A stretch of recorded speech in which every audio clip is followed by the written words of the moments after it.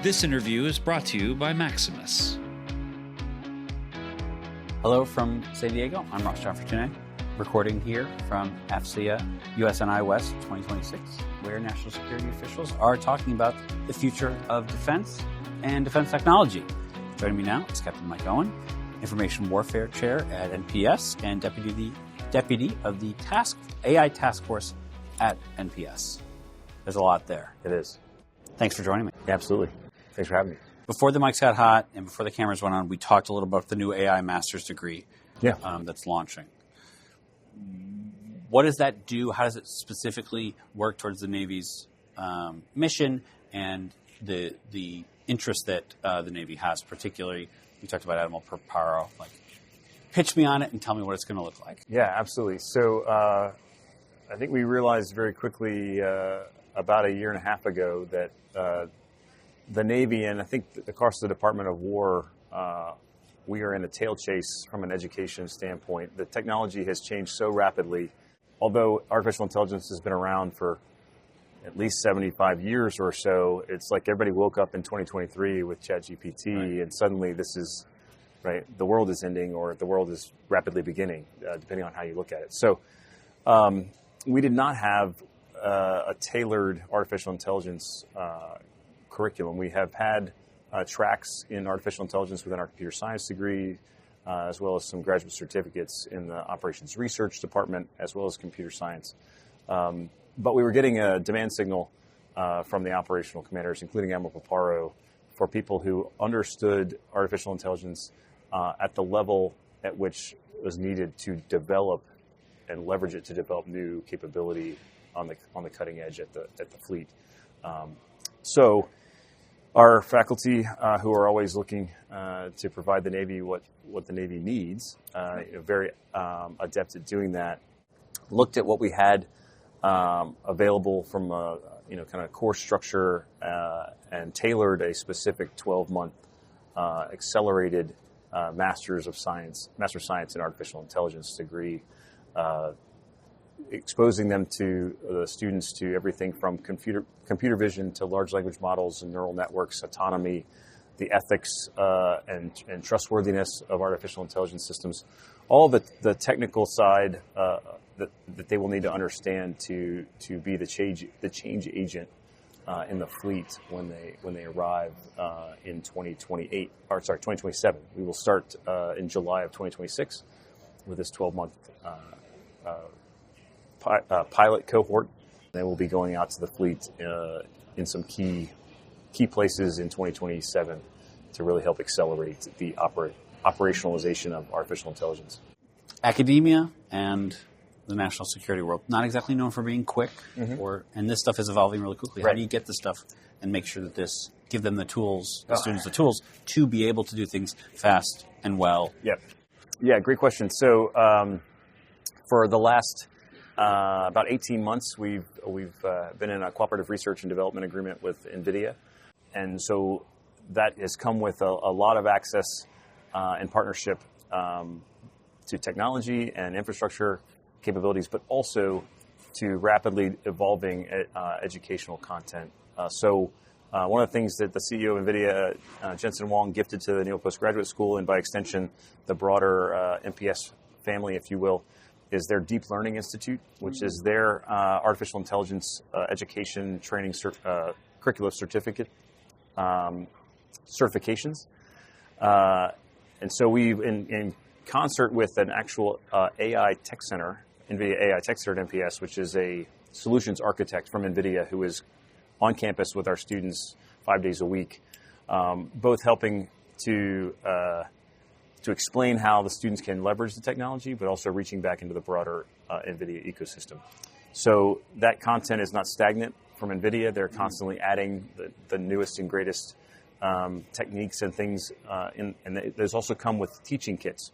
So you can also, examples of how you can add those rapidly into a course, into your curriculum. So with that partnership, we see a long-term ability to stay very current with the cutting edge across the artificial intelligence landscape. Because it's not just NVIDIA. NVIDIA has over 10,000 different partners in their ecosystem. Some of those educational content, they've partnered with some of the leading luminaries in the artificial intelligence academia as well. Folks like Jan LeCun at NYU and other, grandfathers, if you will, of forefathers of artificial intelligence to actually record lectures of their cutting edge research. So it's not just the industry where industry is, but where the edge of research in artificial intelligence methods as well. Yeah, leveraging all the different ways to do that. I mentioned the AI Task Force. How is that preparing, in addition to this, obviously you have this master's degree, how is it preparing the warfighters in that NPS to Navy pipeline to sort of keep up with this super, super fast, super evolving technology? Yeah. So in 2026, we're going to be defining an AI fluency requirement at NPS for every student who comes in. Okay. We're still massaging it exactly what it's going to be, but every student that comes through the Naval Postgraduate School starting in 26 will be exposed to make them AI aware, moving towards AI enabled. So this is building that base foundation of understanding the technology, at least at the level of, I generally understand how computer vision works or a large language model work. And in terms of, I know what the pitfalls are, I know what the risks are. I know whether one thing's going to give me the right answer or one thing's going to give me a probabilistic likelihood of an answer, right? Those are two very different things between a neural network, which is deterministic, and a large language model, which is probabilistic, right? You need to understand that as a decision maker to understand what your tool is giving you.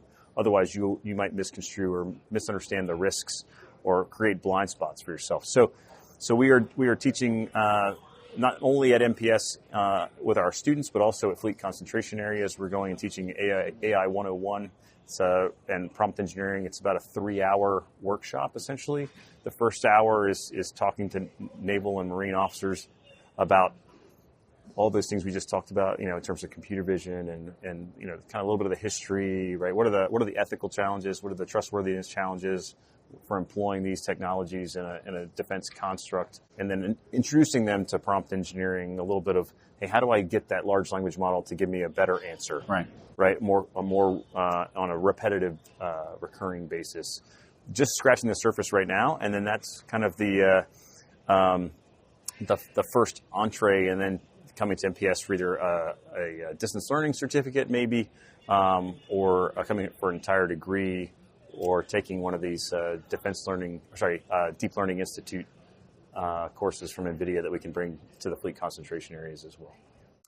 Are you seeing a change in the way that digital natives handle this versus people who are a little less digitally native? At first glance, it's magic, it's sorcery, right? Like, I don't understand how you just did that.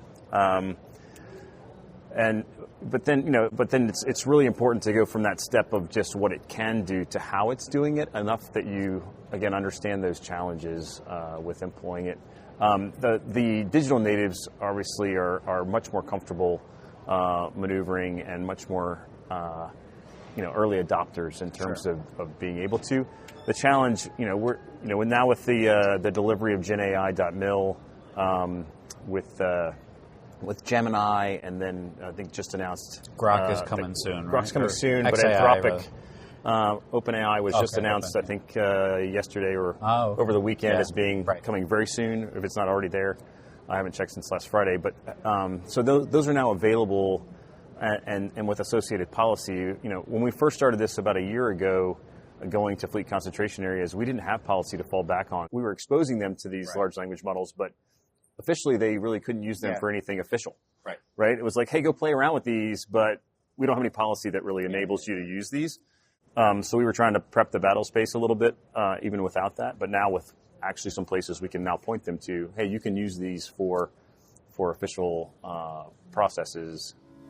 Yeah, it's fascinating. I know NPS is doing such great work in this stuff, and there's such this interplay between the NPS and the Navy and the defense ecosystem. So it's amazing. And thank you so much for doing this with us. Yeah, I really appreciate absolutely. it. Federal agency missions are complex, and innovation can't wait. Maximus is solving problems and streamlining operations while delivering results at speed and scale. providing precision and consistency, uniting strategy, advanced technology, process, and execution for a more efficient government. Every program, every service, every time. That's Maximus. That's innovation forward. Learn more at maximus.com.